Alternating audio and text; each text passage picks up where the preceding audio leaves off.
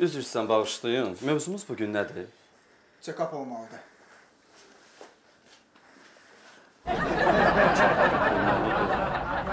Olmalıdır, yoxdur axı. Nə pis oldu. Əkbər bəy, xoş gəlmişsiniz. Salam Necəsiniz? Sevda xanım, yaxşı olun. Mikrofon taxıblar artıq, biz başlayırıq artıq. Siz başlamalı başlayırsınız Sevda xanım, amma mən check-up'ı gətirməmişəm. Mənə əvvəlcədən desəydiniz, xəbərdar eləsəydiniz, mən götürüb gətirərdim. Narahat olmayın. Biz indi zəng vurarıq. Ulduz 9911 nömrəsinə və check-up'ı indi bura gətirərlər. Siz heç narahat olmayın. Dəqiq. Bəlkə mən zəng eləyim evdən gətirsinlər. Yoxdur, biz zəng eləyirik. Doğru. Əmin elədiniz ha məni? Gəlin, gedək. Nə yaxşı. Sev yaşa, baş başa, gül yaşa, tək yaşa, çox yaşa. Hey, çox yaşa.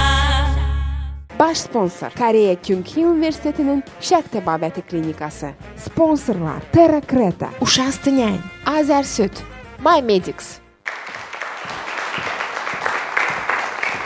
Xoş gördük sizi, hörmətli tamaşaçılarımız və dərhal həkimlərimizə müraciət edək. Əslində, həkimlərin fikrincə insanın səhhətində hər hansı bir şikayət olmasa belə, mütəmadi o yoxlanmalıdır. Çünki bu yolla ola biləcək xəstəliklərin qarşısını almaq olar və bunu həyata keçirmək üçün belə bir xidmət var, check-up xidməti. Check-up? Check-up, bəli.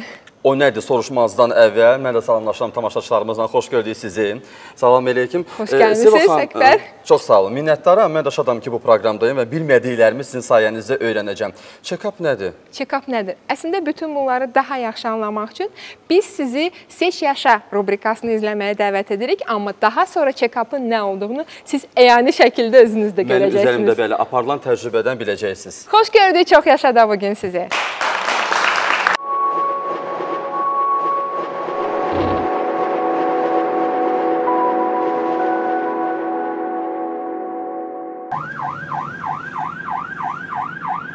Xəstələnmək dəbdə deyil, qocalmaq ondan əvvəl dəbdən çıxıb. Dəbdə olmayan isə səmərəli sayılmır. Minlərlə jurnal səhifəsi və televiziya saatı sağlamlığın təbliğinə həsr olunur. Milyonlarla insan siqareti və içkini atır. Mənə neçə yaş verərsən sualı artıq aktuallığını itirib. Bəs sağlamlıq reallıqda sağlamlıq sayılırmı? 2010-cu ilin yazında gözlənilməz xəbər ictimaiyyəti sarsıtdı. Azərbaycan mədəniyyətinin məşhur siması xalq artisti Telman Adıgözəlov gecə saatlarında ürəyinin qəfil dayanması nəticəsində dünyasını dəyişib. Bu hadisədən bir il sonra daha iki analoji hadisə insanları əməlli başlı çaşdırdı. Aktyor Elçin Həmidov öz evində qəfil beyinə qan sızmasından həyatla vidalaşdı. İsti aprel günündə isə ictimai xadim, millət vəkili, Bakılı Oğlanlar Şən və Hazır Cavablar klubunun kapitanı Anar Məmmədxanov qəfil ürək dayanmasından vəfat etdi. Bəşəriyyət 250 ildir ki, qəfil ölüm termini ilə tanışdı. Bu müddətdə nəsə dəyişib? Yox. Çünki o, müasir tibbin izah edə bilmədiyi fenomendir. Ümumdünya Səhiyyə Təşkilatının hesabatına görə qəfil ölümlərin 90%-i ürəklə bağlıdır. Bəs bir iri şirkətin meneceri 16 saatlıq oyaqlığının yalnız 1 saatını sağlamlığına sərf edirsə və həkimə ümumiyyətlə getmirsə, sağlamdırmı? O deyə bilər ki, həkimə getmir. Ona görə ki, ağrısı yoxdur və fikirləşir ki, sağlamdır. Özlərinə qarşı diqqətsizdirlər. Ya bunu bilmirlər ki, baxmaq lazımdır. Ya bilmirlər, ya da ki, prosto məsuliyyətsiz insanlardır. Əlbəttə ki, hər bir adam vaxtaşırı həkimə getsə, özünü müayinə elətdirsə, daha yaxşı olar. Düzgün deyil ki, başlı başına bıraxırsan, nə vaxt xəstəlik qapını açıb içəri girəcək, onda çox çətin olaraq. O vaxt Sovet həkimləri deyirdi ki, yəni dostlarımız var, o deyir, əsas həkim məqsədi odur ki, müalicə etsin. Məqsəd odur ki, qabağını alsın, xəstəliyin yaranmasına qabağını alsın. Azərbaycan Dövlət Dram Teatrının aktyoru Tofiq Hüseynov böyük əksəriyyət kimi tibb müəssisələrini ziyarət etməyi sevmir. Hətta xəstələnəndə belə özünü özü müalicə etməyə çalışır. Amma bir dəfə bu alınmadı. Həkimə müraciət edəndə isə məlum oldu ki, sadəcə bəxti gətirib. Nə qədər gec deyil, peşəkar müalicə almalıdır. Tez həkimlərə müraciət eləməyə məcburam. Çünki bəzi xəstəliyim var, yaşım artıq odur. Aktyor ayağa qalxdı. İndi o mütəmadi profilaktik yoxlamadan keçməli olur. Qərb təbabətində belə bir anlayış var. Check-up, ingilis dilindən tərcüməsi yoxlama, təftiş deməkdir. Diaqnostikanın check-up proqramı bu gün də tibbi sığortanın inkişaf etdiyi ölkələrdə məcburi illik prosedur sayılır. Hələ uşaq vaxtlarımızda hər il həkimlərdən keçirdik. Niyə uşaq vaxtı bu norma sayılır? Amma şuurlu vaxtında insan sağlamlığına göz yumur. Keçən il olmuşam bu il yox, bəzi səbəblərə görə. Açıq valla olunmamışım, hələ ki sağlamam Allaha çox şükür. Çünki ağrımıramsa niyə getməliyəm? Axırıncı dəfə yadımda deyil. Yox, olmamışam. Təxminən bir ay bundan qabaq. Tibbi müayinədən mən keçdim, sürücü kursu üzrə. Xeyr, hər halda mənasını bilmədiyimə görə. Mənə görə Mercedes. Maserati. Qalinvagen. Ən zövqlü maşın qalbuyan maşındır. Hyundai Veloster deyə bilərəm. Mercedes xoşuma gəldi. Ferrari. Audio. Mən ən sevdiyim maşın Hammerdir, özü də qırmızı rəngdə olsun, yaxşı olar. Statistika göstərir ki, 18-20 yaş arası gənclərin 25% risk qrupuna daxildir. 25-30 yaşlı insanların 5də 1 hissəsi isə aterosklerozun əlamətlərini daşıyır. Check-up diaqnostikası heç bir şikayəti olmasına baxmayaraq yüksək risk faktorları olan, ürək cəhətdən yüksək risk faktorları olan insanların ki, bura nə daxildir? 40 yaşın üzərində olan, ailəsində ciddi ürək xəstəlikləri olan, şəkərli, yüksək təzyiqli, artıq çəkili olan insanların heç bir şikayəti olmadan həkimə müraciət edərək gələcəkdə ortaya çıxa biləcək riskləri daha öncədən ortaya çıxarılır və buna yönəlik də müalicəsinin aparılması mənasına gəlir. Bura kardioloqun müayinəsi, elektrokardioqrama, echo və ya stres test və qan analizləri daxildir, laborator analizləri daxildir. Check-up edək, yoxsa taleyimizə etibar edib sağlam görünüşlə kifayətlənək? Hər gün bədənimizin milyonlarla hüceyrəsi təzələnir, artır, ölür, səhvlər qaçılmazdır. Əlbəttə ki, bahalı maşının müntəzəm texniki baxışı daha çox zövq verir. Doğrudanmı maşınımızı özümüzdən çox sevirik? Maşınınıza necə baxırsınız? Çalışıram, yaxşı baxım. Diqqətliyəm maşına qarşı. Allah, yaxşı. Ümumiyyətlə, digər sualımız belədir. Maşınınız və ya orqanizminiz arasında hansı fərqləri görürsünüz? Maşınım cağ-bacaqdır, orqanizmi yox. Qəribə paradoksdur. Biz yalnız orqanizmimizə laqeyd yanaşırıq. Ayaqdan başa qədər birdən müayinə keçmək. İl ərzində bir dəfə, mən bildiyimə görə. Check-up bilmirəm. Başdan ayağa müayinə. Bütün bədən üzvlərinin bir anda yoxlanılması. Tibbi müayinə Azərbaycanda yoxdur. Elə bir, yəni inkişaf eləməyib. Xarici ölkədə ola bilər, yəni belə bir şey. Başqa, yəni məlumatım yoxdur. Belə yəni tam ətraflı məlumatım yoxdur o haqqda.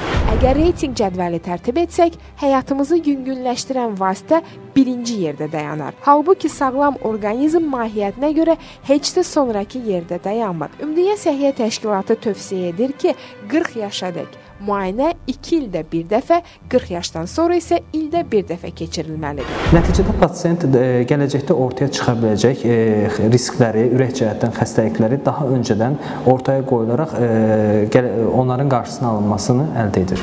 Avropada həyat sürətinin və yükünün yüksək olmasına baxmayaraq, sağlamlıqlarının müntəzəm müayinəsi Avropalılara Asiya və Şərq cəmiyyətlərindən 10-20 il çox yaşamağa imkan verib. Biz Bakıda özəl klinikalarda kiçik monitorinq apardıq. Səndəmi klinikalar pasiyentlərə check-up xidmətinin çox geniş spektrini təqdim edirlər. Məsələn, yaşından asılı olaraq qadınlar üçün check-up 150-166 manat, kişilər 134-152 manat, uşaqlar üçün isə qiymətlər 40-58 manat məbləğində ölçülür. Hər bir sahənin müvafiq müayinəsini aparmaq olar. Bahalı check-up xidməti də var ki, o da onkoloji və kardioloji xəstəliklərə aiddir. Qiyməti 400-450 manatdır. Bəlkə sağlamlığımıza laqeydlik də elə rəqəmlərdən başlayır. Amma axı ən zövqlü maşın da bir neçə sıfıra olan rəqəmlərdən ibarətdir. Bəlkə laqeydlik inamsızlıqdan doğur. Görün, elm nə qədər inkişaf edir, texnika nə qədər inkişaf edir. Əvvəllər, sizin yadınıza düşmədsiniz, gəncsiniz.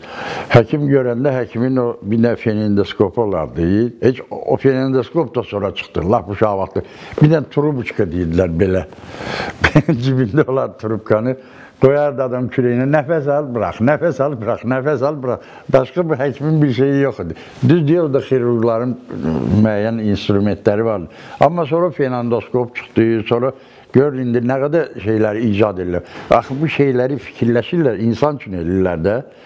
İnsan üçün edirlər. Bunun faydası olmasa, Buna heç kəs inanmaz, əlbəttə var. Check-up müayinəsi çox qısa müddətdə 1-2 saat içərisində həm müayinə, həm digər saydığım prosedurlar və laboratoriya qan analizləri nəticələri əldə edilərək 1-2 saatlıq qısa müddətdə başa gəlir. Köhnə və yeni dövrdə kimisə müntəzəm check-upın sağlamlığın yoxlanmasında zəruri olmasına inandırmağa ehtiyac yoxdur. Xarici ölkələrə check-up turizm paketləri insanların müayinələrinə daha böyük məbləğlər xərcləməsindən xəbər verir. Azərbaycanlılar üçünsə gündəlikdə belə sual dayanmır. Çünki bizdə check-up hələ də dəbə düşməyib. Müdriklər isə deyib, müayinə nə qədər varsa, deməli o qədər də insan yaşayacaq.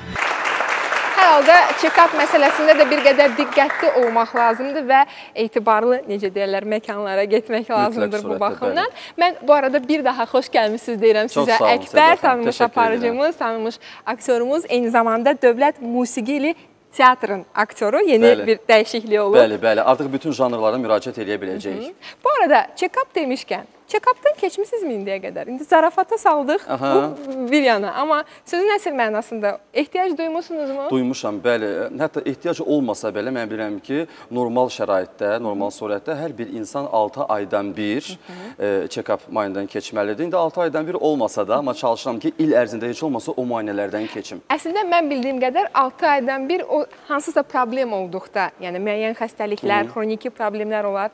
Amma bir dəfə, ildə bir dəfə və ya hətta sağlamdırsa bəzən insan, yəni bunu biraz sonra tibb bölümündə həkimdən soruşacaq və bu arada bugün Əkbər bəyə də check-up etdirmək niyyətindəyik. Hər halda belə bir xidmət var ki, hətta iş yerində də bunu gerçəkləşdirə bilir. Necə baş verir, bunu birazdan bizim tamaşaçılarımız görəcəklər. Amma bu arada mənə həmişə maraqlı idi aktyorların psixoloji sağlamlığı. Yəni, çox təbii ki, rollar dəyişir, müxtəlif rollar oynayır. Bir də üstəlik televiziya karyerası var, yəni televiziyada aparıcılıq var, gərginlik var, fərqlidir teatrdan. Təbii ki. Yəni, insan öz sevdiyi işi ilə məşğul olanda, bu onun sağlamlığına, yəni psixoloji sağlamlığına necə təsir edir sizdə, məsələn? Mənə elə gəlir, yaxşı təsir eləməlidir. Ümumiyyətlə, mən bilirsiniz necə insanam, Sevda xanım. Mən çalışıram ki, hər şey zərgər dəqiqliyi ilə olsun. Yəni, bu bucağın xətti bu bucaqla mütləq birləşməlidir. Əgər tərs mütənasiblik olacaqsa, o zaman elə bilin ki, dünya başıma fırlanır. Sevdiyim işlə məşğul olanda, səhnədə olanda, insanlardan o müsbət auranı, o enerjini alanda hiss edirəm ki, demək bundan sonra növbətə hər hansı bir işə başlamaq üçün artıq məndə o zaryat deyilər də, o enerji toplanıb. Mənfi tərəfləri yoxdur. Ola bilsin ki, əsəbləşəndə, nəsə vaxtında olmayanda, gecikmələri olanda, bax, belə hallarda bəli, bizim psixologiyamıza təsir edir. Amma çalışıram ki, onu da belə dəf edib, belə aradan sovuşdurub ötüb keçsin. Amma sizə deyim ki, işinizi sevdiyinizi biruzə verirsiniz. Bu çox gözəl bir faktordur. Bəli, o hiss olunur. Hətta aktyor olaraq səhnədə oynayıramsa, bədahətən hər hansı bir söz gəlirsə, o improvizə yerinə düşürsə, tamaşaçılar onu hiss edib, alqışlayırlarsa və gülüş səsləri zalı bürüyürsə, mən hiss edirəm ki, bəli, mən o enerjini aldım və gün ərzində bir neçə saat o artıq mənə bəs eləyir. Nə gözəl. Bir balaca sizi stresə salacaq hal-hazırda, check-up stresinə, amma psixoloji ona hazırsınız. Mən sizə bir söz deyim, Sevda xanım. İndi check-up olacaq, biləm ki, qan alacaqlar məndən. Görək, həkimlərdən soruşarıq. Amma bu axır vaxtlarda mən var gəl eləyirəm, götür-qoy eləyirəm ki, gedim qan analizlərini verim. Axır vaxtlar mənə elə bir ki, yuxu basır. Bilmirəm, bu fəsrin dəyişməsi ilə bağlıdır. Bilmirəm, məndə qan azlığı var. İndi biləcəm, ondan sonra ürəyim rahat olar. Hər halda bütün bunlar növbəti rubrikamızda tibb bölümünü qaçırmayın. MyMedics bir neçə xidməti öz tərkibində birləşdirən universal tibbi xidmətlər paketidir. MyMedics üzvləri Platinum, Gold və standart kartları ilə evdə, iş yerində tibbi xidmətlərdən yararlana bilirlər. Tibbi xidmət mərkəzi klinikanın müasir maddi-texniki bazası, tibbi avadanlıqları və üstün kadr potensialı ilə təmin olunur. Bütün bunlardan yararlanmaq üçün Ulduz 99-11-i yerin. Kişilərin ikinci ürəyi sayılan prostat vəzninin xəstəliklərinə qarşı ən yaxşı üsullardan biri Prostakandır. Kəskin və xroniki prostatitlər, prostat vəzninin hiperplaziyası, prostat vəzninin adenoması ilə əlaqəli sidik ifrazının funksional pozğunluqları və prostat vəzi xərçənginin qarşısını almaqda Prostakan istifadə edin. Bir kapsuldan gündə bir dəfə daxilə qəbul etmək. Son zamanlar qədim şərq təbabətinə müraciət edənlər daha da çoxalıb. Bu, müalicənin düzgün anlaşılmasından irəli gəlir. Biz sizə bu ənənəni artıq Azərbaycanda başlayan Koreya Kyunki Universitetinin şərq təbabəti klinikasını təqdim edirik və Koreya şərq təbabəti metodları ilə aparılan müalicənin ən üstün cəhətlərindən biri onun əks təsirinin olmamasıdır. Buna görə də xroniki ağrıları olan pasiyentlər bir çox hallarda məhz bu müalicə metodlarına müraciət edə bilərlər. Bakı şəhəri Neftçilər prospekti 65 Funiklorun yanında. Sağlam ailə brendi uşaq istəyən yuyucu vasitələri haqqında qısaca olaraq onların tərkibində xlor və digər zərərli maddələr yoxdur. Dəridə heç bir allergik reaksiyalar buraxmır və tərkibində xlor olmadığı halda belə istənilən ləkəni hətta soyuq su ilə apara bilirsiniz və dəfələrlə paltarlarınızı uşaq istəyən yuyucu vasitələri ilə yuduqdan sonra onların keyfiyyətini, rəngini qorumuş olursunuz.